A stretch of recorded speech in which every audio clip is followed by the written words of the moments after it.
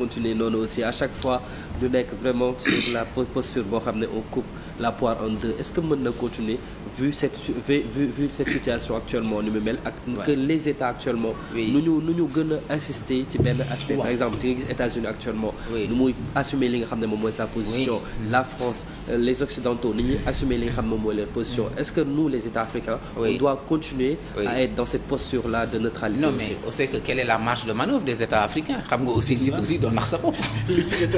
tey les Nations Unies même dans les Nations Unies il y a une asymétrie aux Nations Unies il y a le Conseil de sécurité ñoom ñooy décider dans ce Conseil de sécurité ils sont 5 membres permanents avec un droit de veto et 10 non permanents ñoo xam dañuy changer et les décisions pour engager une opération militaire c'est le Conseil de sécurité qui doit et dans le Conseil de sécurité il faut que mu bañ a am benn droit de veto d'un des membres donc ce qui fait que tey ce qui se joue mooy effectivement le Sénégal nous sommes une grande diplomatie on a une voix qui pèse parce que quand même nous sommes un pays stable de démocratie etc. Et donc on a un mot à dire et surtout dans la recherche de la paix et la préservation de la sécurité internationale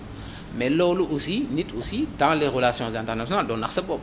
quand les États-Unis qui sont la seule puissance en mesure de se projeter de faire une projection de puissance et de faire la guerre tout seul avec ou sans l'aval des Nations Unies parce qu'ils l'ont fait déjà opération Desert Storm bi ñoom Dominique de Villepin nekkee New York di def seeni discours les chars américains étaient encore déjà déployés parce que ils ont cette capacité de faire la guerre partout dans le monde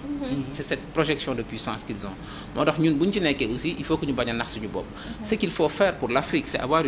une politique étrangère commune voilà tubaab yi les Européens ils ont compris ñoom qu'il fallait s'unir pour ne pas disparaître devant l'hégémonie américaine à défaut de le faire politiquement ils l'ont fait économiquement parce que ñoom xamoon nañ ne bu ñu continuer France fii Allemagne fii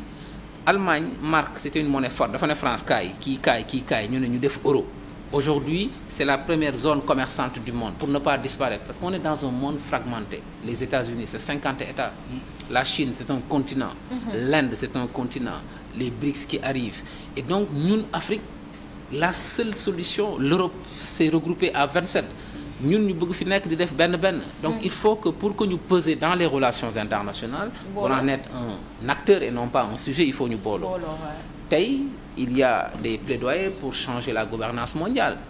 am nañu benn siège léegi pour l'Afrique au G7